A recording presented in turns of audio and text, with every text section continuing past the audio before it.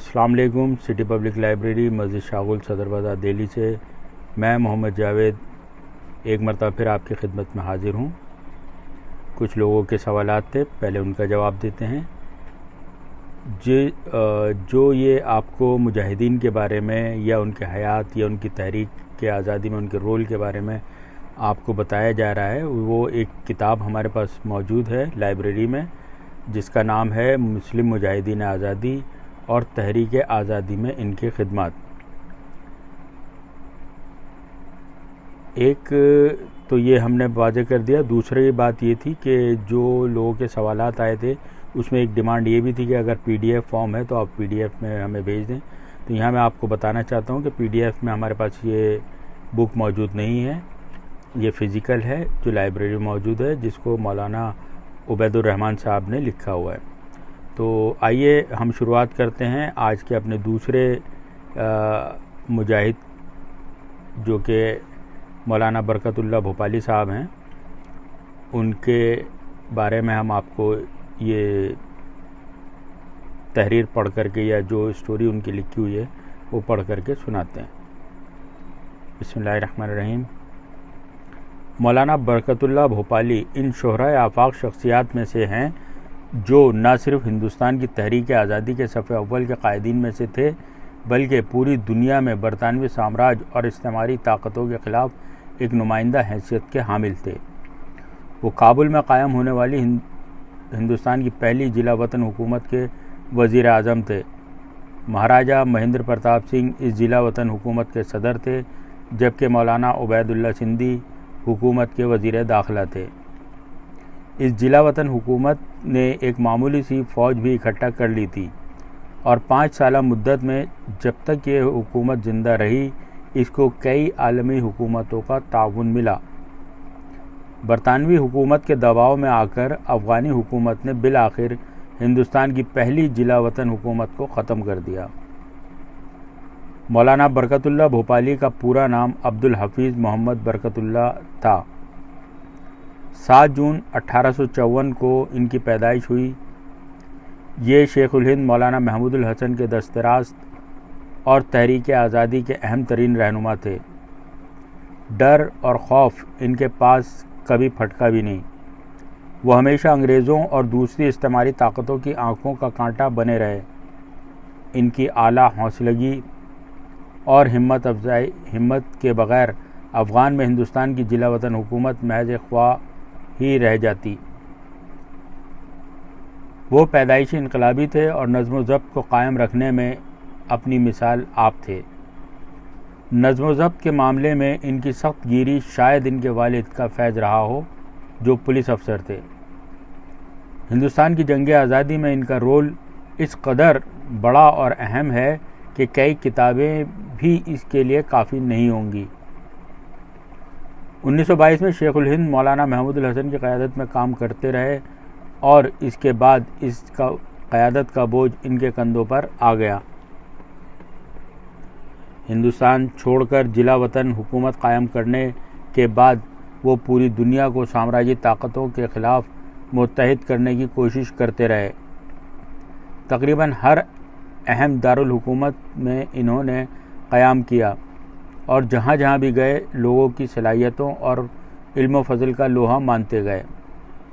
इन्होंने इंग्लैंड, रूस, मिस्र, तुर्की, हिजाज़, जापान और मलाय यानी मलेशिया वग़ैरह के मुत्तअद्दिद दौरे किए, जहाँ इनकी मुलाकात इन मुल्कों के सरबराहान मुमलकियत, दूसरे ज़ामा और आला हुकूमती अहदेदारों से हुई। बाद ममालिक में वो साल तक मुक़ीम रहे। अमेरिका में वो 6 साल तक मुक़ीम रहे और वहाँ से जापान चले गए, जहाँ टोक्यो यूनिवर्सिटी में वो हिंदुस्तानी उलूम के प्रोफ़ेसर मुकर्रर किए गए। वो डिप्लोमेसी के फ़न में इस कदर माहिर थे कि हिंदुस्तान की जिला वतन हुकूमत के लिए दुनिया की मुख्तलिफ़ हुकूमतों का ताउन हासिल कर लिया। इन हुकूमतों में जर्मनी, रूस और तुर्की काबिल ज़िक्र हैं। अब्दुल्ला खान मौलाना बरकतुल्लाह भोपाली के ऊपर अपने तवील मज़मून मौलाना बरकतुल्लाह भोपाली का हिंदुस्तान की तहरीक आज़ादी में रोल लिखते हुए कहते हैं मौलाना में एक अजीब सा जोश और वलवला था। ऐसा जोश और वलवला मौजूदा ज़माने की मुस्लिम क़यादत से बिल्कुल अनका है। इन्होंने अपने ऊपर ये जिम्मेदारी लाजिम कर ली थी कि बरतानवी इस्तेमार का हिंदुस्तान से ख़ात्मा कर देंगे और इस मकसद के हुसूल के लिए हर इस ताकत की हिमायत हासिल करने की कोशिश करेंगे जो बरतानिया मुखालिफ है। इस मकसद के तहत इन्होंने तकरीबन 45 साल तक जिला वतनी की ज़िंदगी गुजारी और इस मुद्दत में पूरी दुनिया की दारुल हुकूमतों की सफ़र के लिए किए। मौलाना बरकतुल्लाह भोपाली ने दुनिया की अहम दारुल हुकूमतों के कई बार सफ़र किए और बिलाखिर एशिया के मुख्तलिफ ममालिक की आज़ादी की तहरीकात की मानिंद इनको भी लगा कि अगर कहीं से उम्मीद है तो वो जापान है, और जापान चले गए। इन्होंने बरतानिया में 11 साल, अमेरिका में 6 साल, जापान में 5 साल और बकिया मुद्दत रूस और वस्ती एशिया के ममालिक और तुर्की में गुजारी। वो तुर्की जर्मनी मिशन के मेंबर थे और बर्लिन में इंडियन इंडिपेंडेंस पार्टी के सदर और अमेरिका में कायम होने वाली गदर पार्टी के बानियों में से थे। इसी जहद मुसलसल के दौरान तहरीक आज़ादी के इस बतल जलील का 27 सितंबर 1927 को सैन फ्रांसिस्को अमेरिका में इंतकाल हो गया। मैरिसवाइल सैक्रामेंटो के एक कब्रिस्तान में इनको दफन किया गया। इंग्लैंड में अपने क़याम के दौरान मौलाना बरकतुल्लाह भोपाली की मुलाकात मशहूर इनकलाबियों बशमूल लाला हरदयाल और राजा महेंद्र प्रताप, जो हाथरस के राजा के साहबजादे थे, से हुई। ये वो वक्त था जब इनकी अफ़गानिस्तान के हाकिम से दोस्ती हुई। काबुल के मशहूर अखबार सिराजुल अकबर के मुदीर से भी इनके ताल्लुकात अमेरिका के क़याम के दौरान कायम हुए। अमेरिका में क़याम के दौरान अपने एक साथी के साथ मिलकर इन्होंने पान आर्यन एसोसिएशन की बुनियाद डाली। इस तंजीम की बुनियाद डालने और इसको चलाने में आयरलैंड के इनकलाबियों ने भी मदद की थी। मशहूर बरतानिया मुखालिफ वकील मैरून एच फिलिप्स के और बरतानवी शहरी स्वामी अभय मानिंद ने इस तंजीम की बहुत हद तक माली मदद भी की। इसमें कोई शुबा नहीं कि मौलाना बरकतुल्लाह भोपाली की शख्सियत इतनी सहर अंगेज़ थी कि जो भी इनसे मिलता वो पहली मुलाकात में न सिर्फ इनसे मुतासिर होता बल्कि इनका गर्विदा हो जाता।